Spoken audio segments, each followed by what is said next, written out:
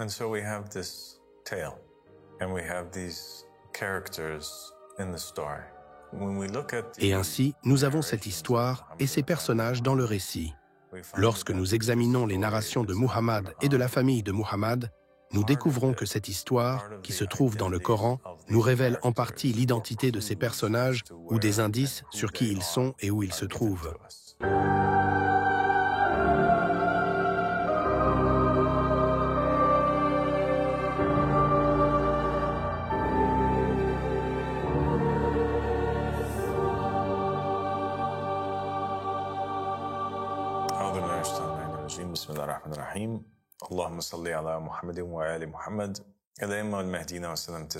Assalamu alaikum wa rahmatullahi wa barakatuh, mon cher frère et compagnon Junaid. Wa alaykoum assalam wa rahmatullahi wa barakatuh, père. Merci beaucoup de m'avoir invité, c'est un grand honneur. L'honneur est pour moi. Merci de te joindre à moi.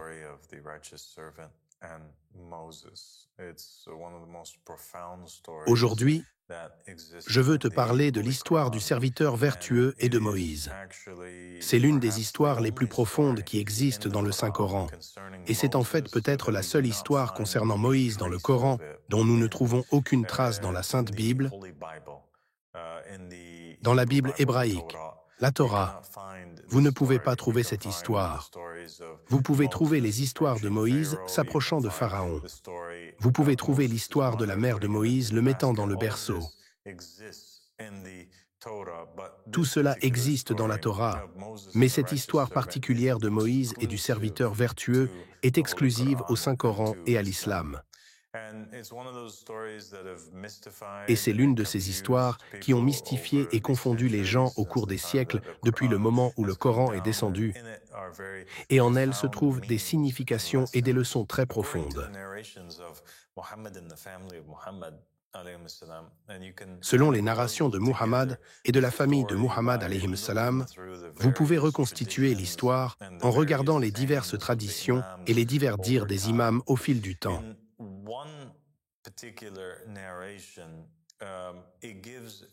Dans une narration particulière, elle donne un prélude ou une histoire de fond à ce qui a conduit aux événements du voyage de Moïse et du serviteur vertueux. Et tout a commencé, selon l'imam, après que Moïse eut traversé la mer Rouge, et qu'il soit allé dans le Sinaï, et qu'il ait accompli le grand miracle de la séparation de la mer, que tout le monde connaît jusqu'à ce jour comme le point culminant de la prophétie de Moïse alayhi salam. La Torah descend, et la loi descend sur Moïse. Il reçoit les 10 commandements. Il reçoit la sagesse et la compréhension. Et il pense alors en lui-même qu'il est le plus intelligent, le plus sage et le plus connaissant de toute la création de Dieu.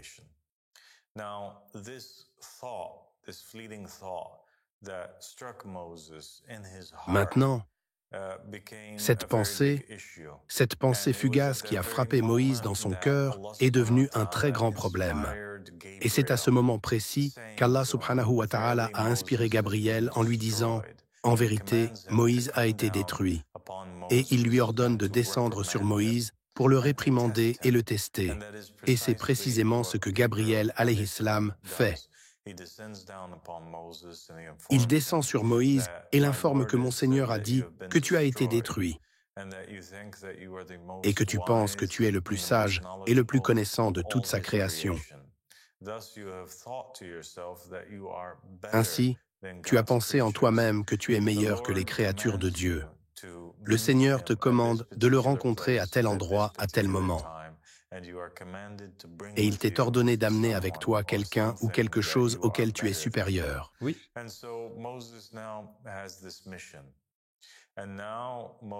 Et donc Moïse a maintenant cette mission, et maintenant Moïse panique.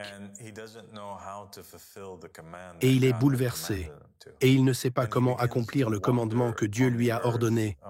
Et il commence à errer sur la terre parmi ses compagnons, parmi son peuple. Et il regarde à gauche et à droite, et il regarde l'un des hommes de son camp, et il pense en lui-même, peut-être que je suis meilleur que lui.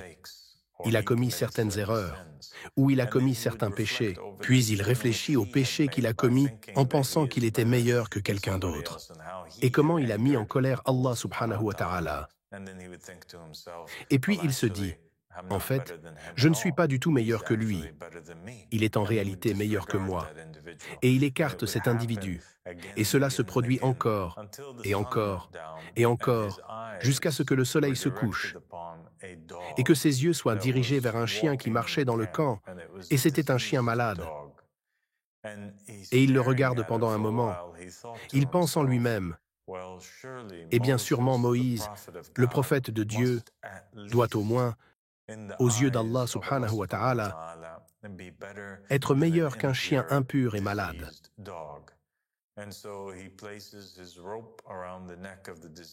Et ainsi, il place sa corde autour du cou du chien malade et commence à avancer pour rencontrer Allah subhanahu wa ta'ala au moment et à l'endroit fixé. Mais c'est en chemin, alors qu'il regardait le chien, qu'il a paniqué et a pensé en lui-même « Comment puis-je même me considérer meilleur que ce chien malade ? Au minimum, ce chien malade n'a pas commis les erreurs que j'ai commises. »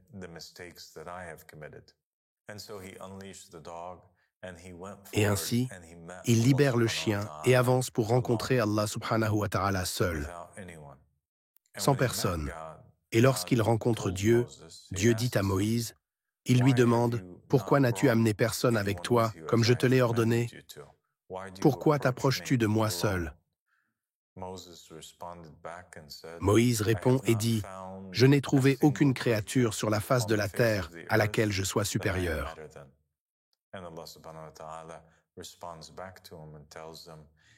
Et Allah subhanahu wa ta'ala lui répond et lui dit « Si tu avais ramené quelqu'un, ou si tu avais même amené avec toi ce chien malade, j'aurais effacé ton nom de la liste des prophètes et des messagers, et tu aurais été détruit. » Et ainsi, Moïse a passé le premier test. Mais Allah subhanahu wa ta'ala n'avait pas fini de discipliner Moïse et de lui enseigner les leçons qu'il souhaitait lui enseigner. Et ainsi, pour détruire davantage l'ego qui s'était élevé en Moïse, et pour lui montrer qu'il existe d'autres créatures qu'Allah subhanahu wa ta'ala a créées, qui sont plus connaisseuses que lui, il lui ordonne d'aller de l'avant et de prendre son jeune serviteur et de rencontrer un serviteur vertueux du Seigneur à la jonction des deux mers. Et c'est là que commence notre histoire. Oui.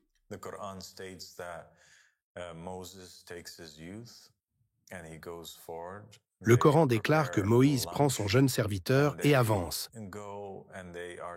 Ils préparent le déjeuner et ils y vont avec détermination. Et Moïse dit en fait qu'il ne s'arrêtera pas même jusqu'à la mort, sauf qu'il atteindra cette jonction des deux mers comme Dieu le leur avait ordonné de le faire. Il est donc très déterminé à avancer et à rencontrer cet individu qui est plus connaissant que lui. Et ils avancent et s'arrêtent à un certain endroit pour se reposer et faire une sieste. Ils s'endorment.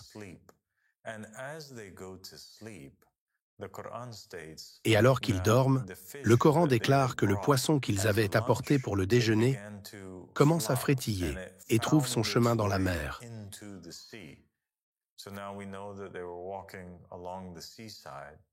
Nous savons donc maintenant qu'ils marchaient le long du bord de mer et que le poisson a repris vie et a réussi à s'échapper dans la mer. Ils ne s'en aperçoivent pas et se réveillent et continuent de marcher le long du chemin. Ils atteignent une certaine distance. Puis Moïse demande à son jeune serviteur d'apporter le déjeuner, ce à quoi le jeune réalise que le déjeuner n'est plus là. Il dit « J'ai dû l'oublier. C'est le shaitan qui m'a fait l'oublier. Je l'ai sûrement oublié. » Et ainsi, ils décident de retourner à l'endroit où ils ont perdu le déjeuner.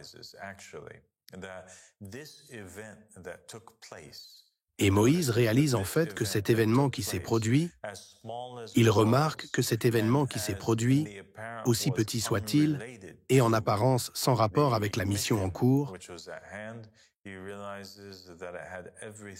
il réalise qu'il avait tout à voir avec elle. Et c'était la façon pour Dieu de leur parler, pour les informer qu'ils avaient manqué l'endroit qu'ils cherchaient.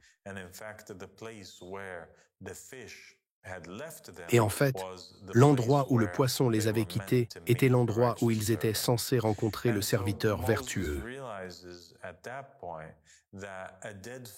Et ainsi, Moïse réalise à ce moment-là qu'un poisson mort avait réussi là où lui et son jeune serviteur avaient échoué. Le poisson mort avait réussi à trouver l'emplacement du serviteur vertueux, l'endroit où Dieu les avait envoyés, alors qu'eux-mêmes avaient échoué. Et que le poisson était plus obéissant à Allah subhanahu wa ta'ala qu'eux-mêmes. Et c'est une leçon très profonde qu'un poisson soit plus obéissant qu'un messager. Et cela montre simplement que vous ne pouvez pas penser que vous êtes meilleur que quiconque ou quoi que ce soit, peu importe son apparence ou quelle forme ou état il prend.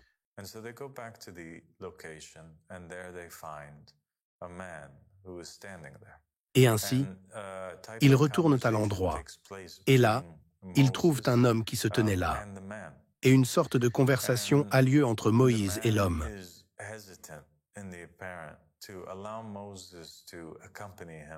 Et l'homme hésite apparemment à permettre à Moïse de l'accompagner au début.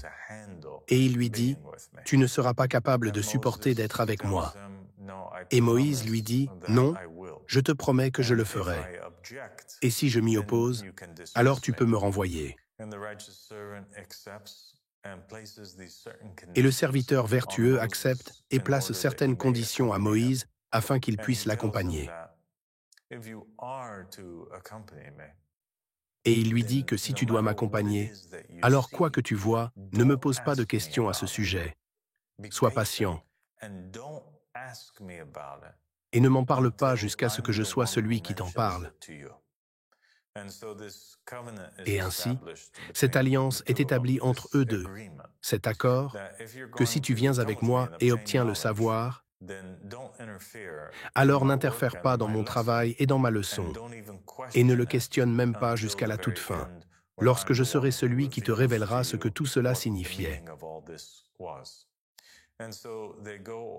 Et ainsi, ils entreprennent ce voyage où ils s'arrêtent à ces 3 stations célèbres.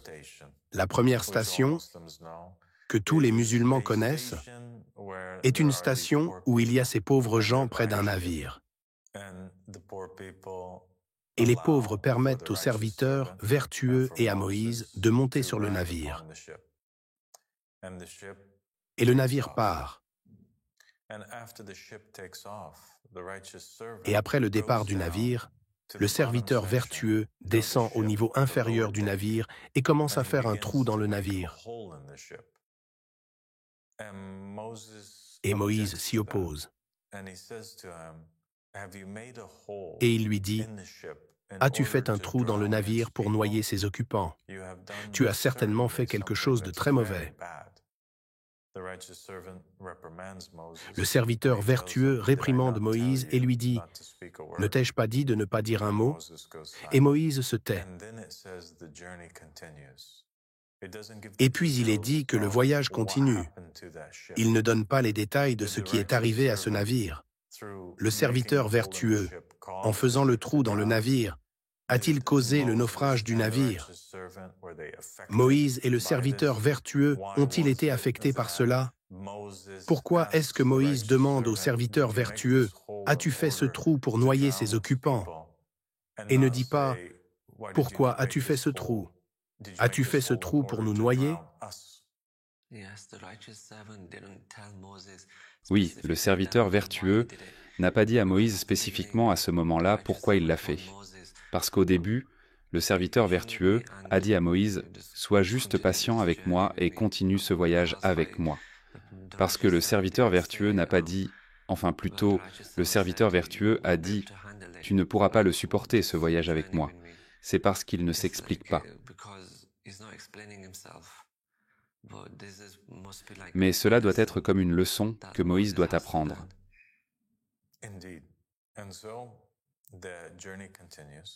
En effet, et ainsi, le voyage continue et ils avancent vers la deuxième station.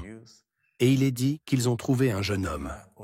Et le jeune homme qu'ils ont rencontré était rayonnant. Et ainsi, le serviteur vertueux, quand il a vu le jeune homme, il a tué le jeune homme devant Moïse. Et puis cet incident choque Moïse et Moïse s'y oppose. Et il dit au serviteur vertueux, « As-tu tué une âme qui n'avait commis aucun péché? En vérité, tu as fait une abomination. »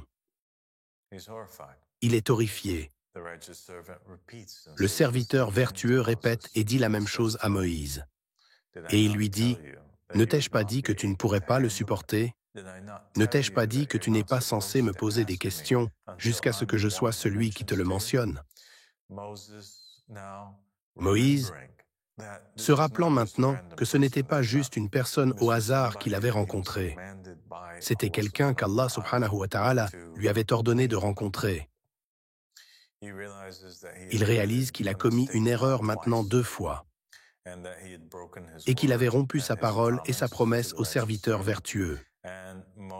Et Moïse est déterminé à ne plus jamais répéter l'erreur. Et ainsi, il dit au serviteur vertueux, « La prochaine fois que je m'y opposerai, tu pourras mettre fin au voyage et je n'aurai plus à t'accompagner. » Et ainsi, ils continuent jusqu'à ce qu'ils atteignent la 3e et dernière station. Ils entrent dans une ville, dit le Coran, et ils demandent aux gens de la ville de les nourrir.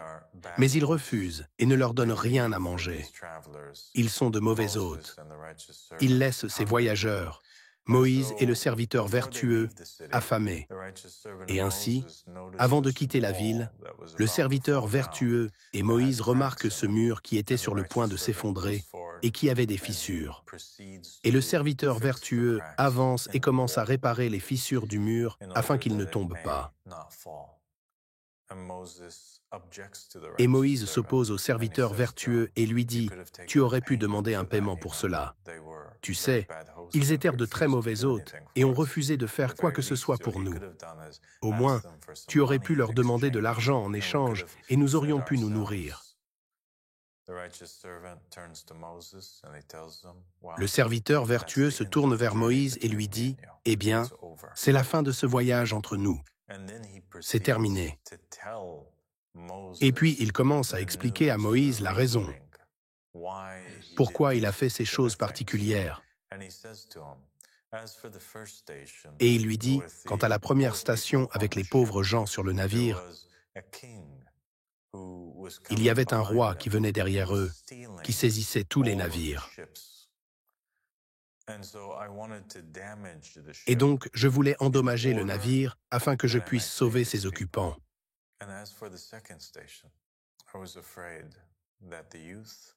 Et quant à la 2e station, j'avais peur que le jeune ne fatigue ses parents et ne leur cause de grands problèmes. Et ainsi, j'ai souhaité qu'Allah subhanahu wa ta'ala le leur échange avec quelque chose de meilleur.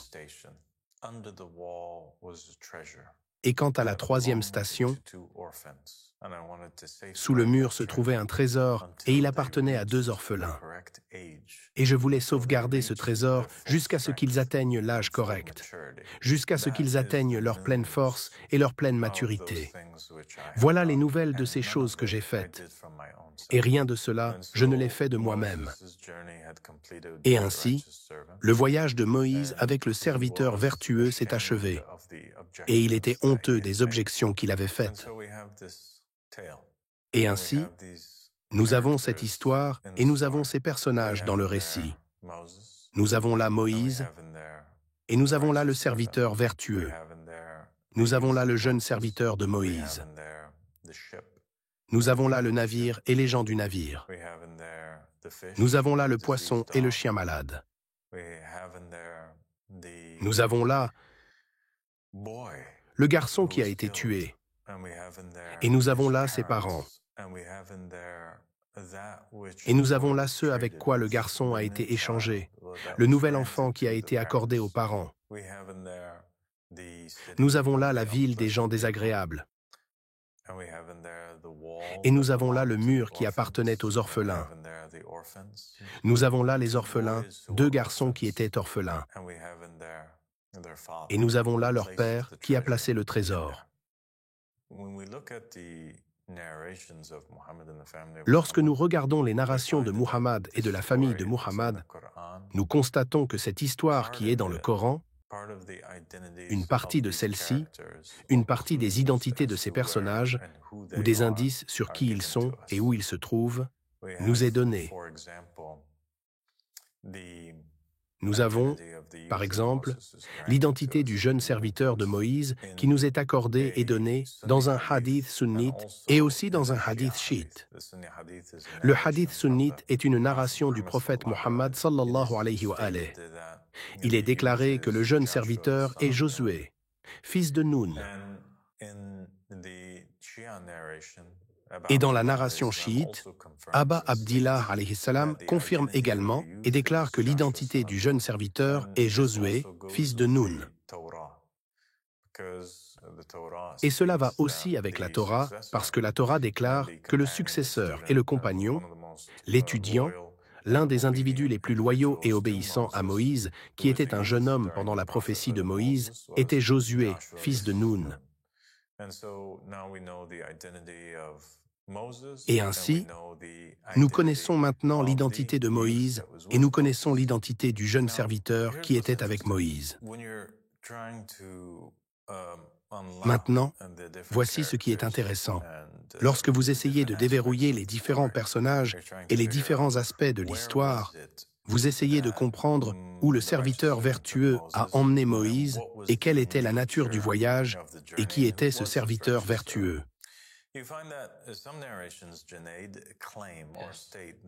Vous trouvez que certaines narrations, Junayd, prétendent ou déclarent que le serviteur vertueux était en fait un homme du nom d'Al-Khidr, un personnage dans l'islam dont le nom est Al-Khidr. Et Al-Khidr est connu pour être, cela se traduit littéralement par « le vert ». C'est ce que cela signifie. Et selon les narrations, il est un prophète particulier, un compagnon de Dhul Qarnayn qui l'accompagne dans le voyage nocturne ou son voyage dans les ténèbres, le voyage dans l'espace.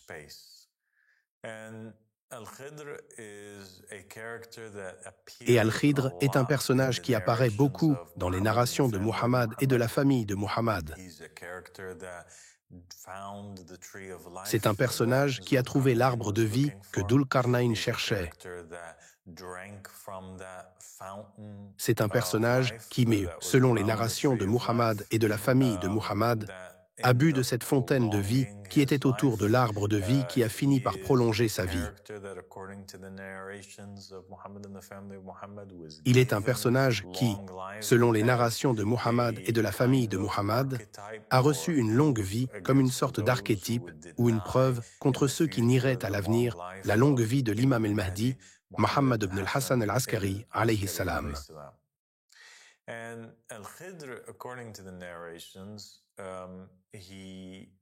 Et Al-Khidr, selon les narrations, reste en vie jusqu'à ce jour, disent certains. Et certaines narrations déclarent, d'autres narrations déclarent qu'il a simplement vécu une très longue vie. Nous savons que dans les narrations de Muhammad et de la famille de Muhammad, ce qui est important pour nous en ce qui concerne cette histoire, c'est que Ahlul Bayt et les imams disaient qu'Al-Khidr, le verdoyant, venait leur rendre visite. Mais personne, déclarent les narrations, ne voyait son identité. Ainsi, Al-Khidr venait nous rendre visite, mais nous ne le voyions pas. Nous ne faisions que l'entendre. Et ainsi, Al-Khidr, par l'aveu de Muhammad et de la famille de Muhammad, voyageait parce que les narrations déclarent qu'il était un prophète des Bani Israël. Il était un prophète israélite. et en particulier, une narration déclare qu'il est Jérémie.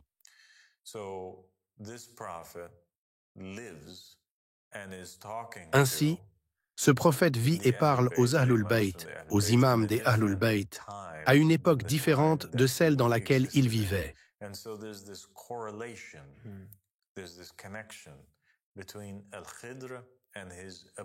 Et ainsi, il y a cette corrélation, il y a cette connexion entre Al-Khidr et sa capacité à pénétrer le temps et à apparaître et rencontrer différents personnages qui ne vivent pas à la même époque que lui. Alors, il rencontre donc Muhammad et la famille de Muhammad, mais ils vivent à une époque différente de la sienne. Une autre narration indique que chaque année, il rencontrait Élie. Une autre narration, qui est l'histoire du serviteur vertueux, place Al-Khidr à l'époque de Moïse, même si Jérémie était le prophète qui est venu de nombreuses années après Moïse. Ainsi, selon les narrations, Jérémie voyage dans le passé pour rencontrer Moïse, et Jérémie ou Al-Khidr voyage également dans le futur pour rencontrer Muhammad et la famille de Muhammad. Les narrations qui affirment qu'il a voyagé dans le futur le décrivent comme étant invisible. Mais sa voix est entendue. Il n'y a donc aucune raison de penser que la même chose n'était pas vraie lorsqu'il a voyagé dans le temps jusqu'à l'époque de Moïse, qu'il était lui aussi invisible.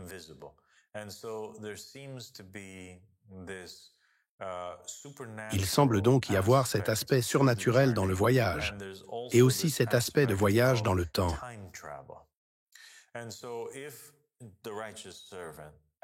Si le serviteur vertueux a la capacité, et selon les narrations, voyage constamment à travers le temps,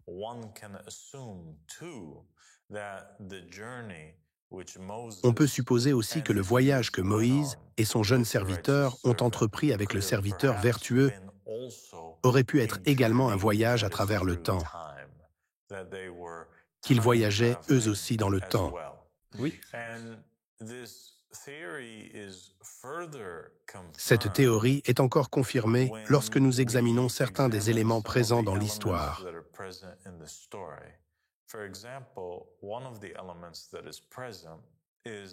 Par exemple, l'un des éléments présents est celui de ce poisson qui est obéissant à Allah subhanahu wa ta'ala et qui se fraye un chemin dans la mer.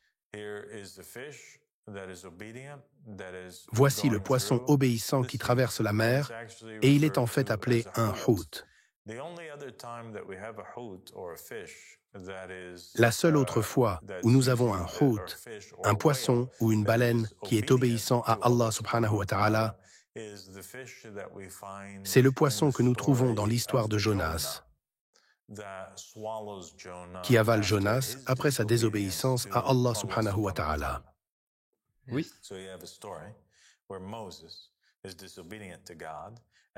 Vous avez donc une histoire où Moïse est désobéissant envers Dieu, et il doit entreprendre ce voyage avec Dieu. Il rencontre un personnage, et ce personnage, Al-Khidr, est connu pour être un voyageur du temps qui traverse le futur et le passé. Il y a cet élément, et il y a ce poisson, et le poisson même de Moïse se fraye un chemin dans la mer. Il n'y a pas d'autre poisson obéissant dans toutes les narrations judéo-chrétiennes islamiques, à part le poisson obéissant qui a reçu l'ordre d'Allah subhanahu wa ta'ala d'avaler un prophète désobéissant et défaillant, qui était le prophète Jonas. Que s'est-il passé dans l'histoire du prophète Jonas? Le prophète Younes, alayhi salam, qu'a-t-il fait? Il essayait d'échapper à Allah subhanahu wa ta'ala, et il a trouvé un navire dirigé par des gens pauvres. Jonas monte dans le navire, et le navire navigue en mer. Jonas descend au pont inférieur et s'endort. Très similaire, il s'endort comme Josué s'est endormi, et Moïse s'est endormi lorsqu'ils ont rencontré pour la première fois le serviteur vertueux, souvenez-vous, dans l'histoire où ils ont perdu le poisson.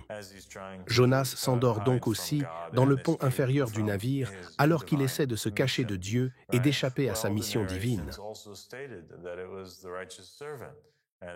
Eh bien, les narrations ont également déclaré que ce sont le serviteur vertueux et Moïse qui sont montés sur le navire et ils sont entrés dans le pont inférieur. Et c'est là qu'il est dit qu'ils envisageaient de faire le trou, ou que le serviteur vertueux tentait de faire le trou auquel Moïse s'est opposé, ce qui a suscité des inquiétudes que ces pauvres gens se noieraient. Oui.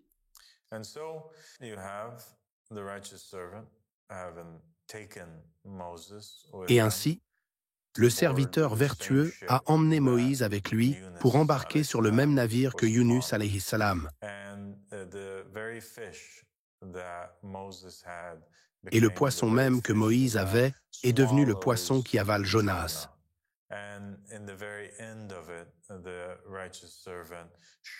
Et à la fin, le serviteur vertueux montre que même si les gens du navire étaient innocents, Allah subhanahu wa ta'ala avait une sagesse en faisant en sorte que cet événement ait lieu avec eux où ils ont failli perdre leur navire.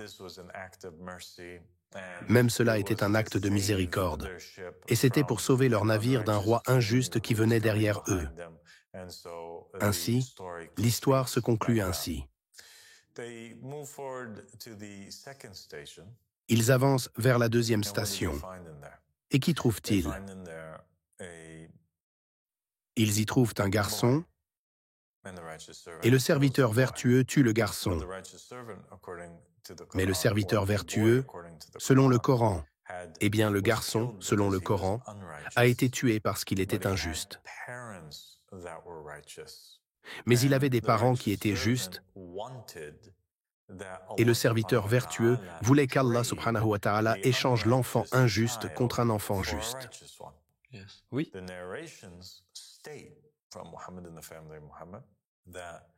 Les narrations de Muhammad et de la famille de Muhammad déclarent qu'Allah subhanahu wa ta'ala a fini par accorder à la place de ce garçon une fille qui a fini par donner naissance à un prophète.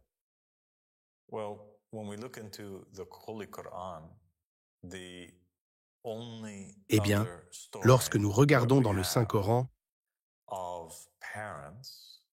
la seule autre histoire que nous avons de parents qui ont reçu une fille alors qu'ils attendaient un garçon, ce sont les parents de Marie, alayhi salam, et eux aussi ont été décrits comme étant justes. Lorsque les pharisiens accusaient Marie, ils lui disaient « Pourquoi as-tu commis un tel acte, ô sœur de Haroun ?» Cela indique que Marie avait un frère nommé Aaron.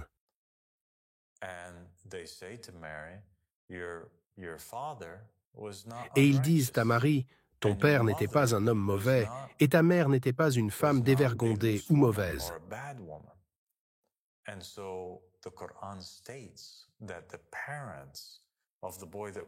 Ainsi, le Coran déclare que les parents du garçon qui a été tué par le serviteur vertueux étaient injustes. Et le Coran déclare aussi que les parents de Marie, qui étaient Imran et Hana, ou Oachim et Anne, étaient également justes. Donc, dans les deux histoires, les parents sont justes. Et dans les deux histoires, il y avait un garçon, Aaron, et dans les deux histoires, les parents reçoivent quelque chose qu'ils n'attendaient pas. Même s'ils attendaient un garçon, qu'ont-ils obtenu? Ils ont reçu une fille. Le serviteur vertueux, Dieu allait remplacer ce garçon, mais il le remplace par une fille. Et dans l'histoire d'Anne et Imran, les parents de la Vierge Marie, ils attendent un garçon, mais en échange, ils reçoivent une fille. Et qu'avons-nous qu'Anne dit dans le Coran? Elle dit « Ô mon Dieu, j'ai donné naissance à une fille. » Et la fille n'est pas comme le garçon. La fille que j'ai mise au monde n'est pas comme le garçon que j'avais. Cela a du sens. Cela a du sens. Et ainsi, nous avons maintenant une image différente qui émerge, une où le serviteur vertueux emmène Moïse dans le futur, où Moïse voit les grands-parents et la naissance de la mère du Messie de sa nation. Et il voit qu'ils sont justes. Et il voit que le serviteur vertueux provoque la naissance de la mère du Messie. Et il s'y oppose. Mais Allah subhanahu wa ta'ala lui dit qu'il y a une sagesse derrière cela. C'est incroyable.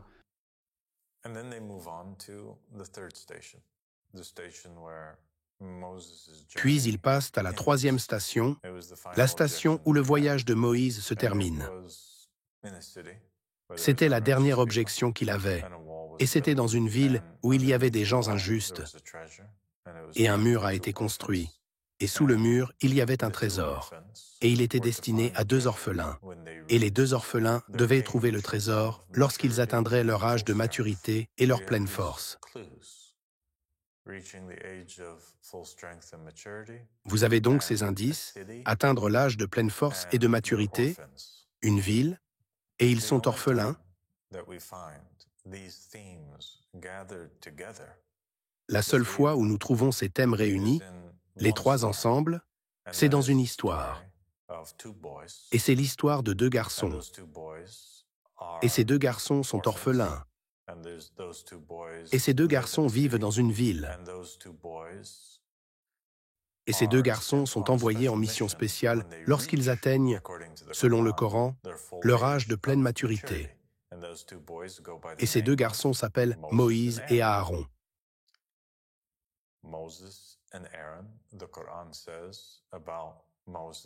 Moïse et Aaron, le Coran dit de Moïse que lorsqu'il a atteint son âge de pleine force, c'est alors que Dieu l'a envoyé en mission. Il est également dit de Moïse qu'il vivait dans une ville.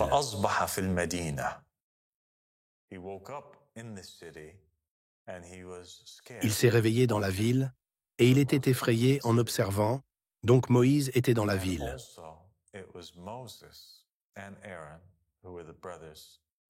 Et c'était aussi Moïse et Aaron qui étaient les frères séparés de leur père et de leur mère. Et ils ont grandi dans l'Égypte antique. Moïse, en particulier, a grandi dans la maison de Pharaon, ayant été séparé de sa mère et de son père, et la même chose pour Aaron. Il a grandi en Égypte, ayant été également séparé de ses parents en raison de l'oppression et de la tyrannie qui avaient lieu. Ainsi, la dernière objection que Moïse avait contre le serviteur vertueux était en fait une objection contre quelque chose qui était pour son propre bénéfice, qui était ce trésor. Si ce n'était pour le serviteur vertueux auquel il s'opposait constamment, Moïse et Aaron n'auraient jamais trouvé le trésor qui leur était destiné, qui était sous ce mur. Et cela a servi en quelque sorte de leçon ultime qui a mis fin au voyage qu'ils avaient entrepris. Je pense que nous allons nous arrêter là, Inch'Allah, et peut-être que dans un futur épisode, nous examinerons et éclaircirons les thèmes restants de l'histoire. Nous parlerons de ce qu'était ce trésor que Moïse et Aaron ont trouvé ou obtenu sous le mur, et nous pourrons également parler de certains des autres thèmes liés à l'histoire de Jésus et de Jonas.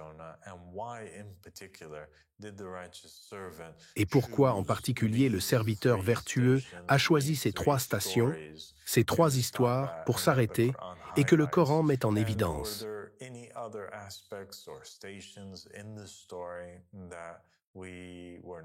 Et s'il y avait d'autres aspects ou stations dans l'histoire dont nous n'avons pas eu le récit dans le Saint-Coran. Merci beaucoup de m'avoir rejoint, Junaïd, et Inch'Allah, nous nous reverrons. Merci, Père. Salam alaikum. Alaykoum salam.